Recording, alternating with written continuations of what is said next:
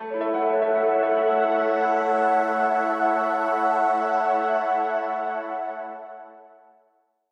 I'm Ray Lemaitre from Light Reading. We're here at OrbTV. It's the final day of Mobile World Congress. We're coming to the part of the show that everybody really secretly loves, which is where they get to leave for the last time, drop their badges off, but then start thinking about where they can book that hotel again for next year before somebody else gets in their place. So I'm here with Iain Morris, my colleague from Light Reading. Hi, Ray. So Iain, what have been the sort of big themes or big talking points this week that you've been talking to people about?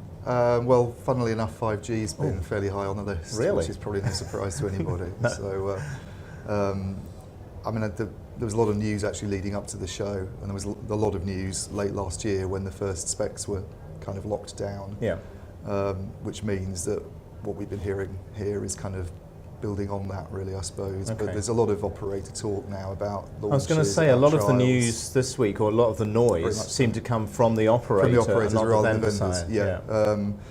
I went to Deutsche Telekom's press conference where they talked about commercial trials this year, gave some details of those, and then their US subsidiary had a really aggressive press conference later in the day, which you expect from the Americans, especially T-Mobile. Yeah, absolutely. Talking about a launch, in sort of 30 cities, I think. Our colleague Dan wrote the story on the website, but yeah, there's a lot of there's a big sort of marketing battle, it seems, going on in the US, where everybody's getting very excited about launching technology this year, and AT&T's, talking even about bringing mobile 5G out into the market in 2018, which I don't think anybody would have expected at last year's Mobile World Congress. Yeah, well, nobody expected the puck, did they? So the puck, I'm still not quite sure what the puck is really, but bizarre. So little router, yeah. apparently.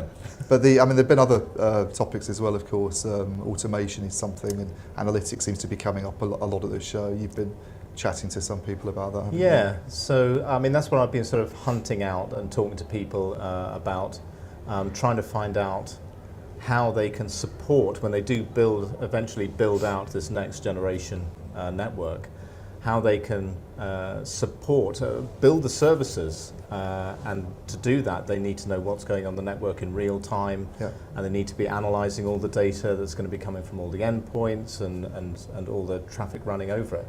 And it's going to be a really tough task unless you've got automated processes and a really fine-tune telemetry, analytics and reporting system. And it will need to be in real time. And that, I think, is going to be a much bigger struggle than actually building out a physical network, with a few exceptions. And to be honest, going around this show, there's the focus on that side of things is not so great yet. People obviously talking about it, and we've had people here interviewed for OrbTV talking about the introduction of automation into the processes, the mobile operators, but we're really only at the very, very beginning. So it's going to be a great topic for us to be covering, and I'm sure that the whole evolution of analytics and how it feeds into automated processes, and then things like machine learning. I think a lot of talk about AI this year, but that's incredibly generic. Yeah, I think by next year we'll be deep diving, people will be talking about specific machine learning algorithms. But I do hear it coming up in the 5G context a lot as well. You hear a lot of operators and vendors talking about how complicated 5G networks are going to be. Yeah. There's a lot of parameters at play, and if you're going to try and spin these services up quickly and do it in real time, move capacity around, absolutely, you have to have you need a self-optimizing network. Yeah, absolutely. So that's a key area. So as the 5G hype cycle kind of keeps turning, we'll hear as we keep it going. Then we're going to hear more about automation and AI as well, I suspect. Yeah, absolutely. And then, of course, there's the edge. Yeah. And I'm not talking about you two here. I'm talking about edge networking, edge computing. And that's a really big thing. Again, not seeing quite so much of that, but you've been talking to some people about that this week. Yeah, I find that really interesting because that also ties in with the 5G stuff. Edge computing's been around for a long time as a concept, but hasn't perhaps gone where people were hoping years ago, and I think 5G could give it a push because one of the key sort of things about 5G is getting the latency down to support some of these fancy new services in industrial areas and outside the kind of consumer smartphone space. But to do that, you've really got to kind of re-architect your networks. You've got to get those IT resources closer closer to the end users basically, and that means investing in smaller edge facilities. And there's talk now about operators doing this kind of thing. They don't really want to reveal too much about their plans and how many of these edge facilities they might have in a national territory, but there are kind of investments now starting to happen. And well, there's definitely some more fine-tuned plans. Fine-tuned plans. Sure. I think, I mean, Deutsche Telekom's an interesting one because they've actually, as reported earlier this year... You just love Deutsche Telekom. I do love Deutsche Telekom, yeah.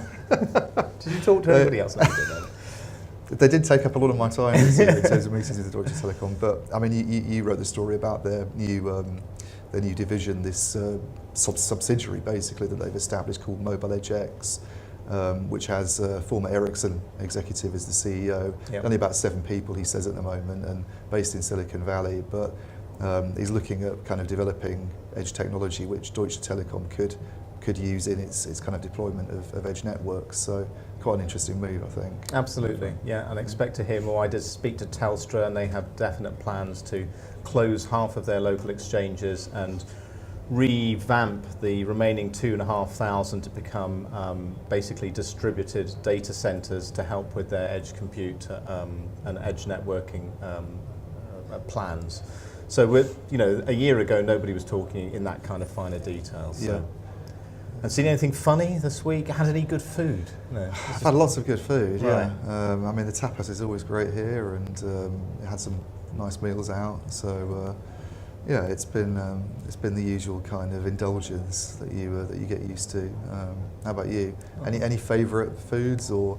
Well, definitely some great wines, coffee that's that you for sure. discovered. Actually, so the coffee's a good point. There has been some good coffee here at the show. Even you have to hunt it out.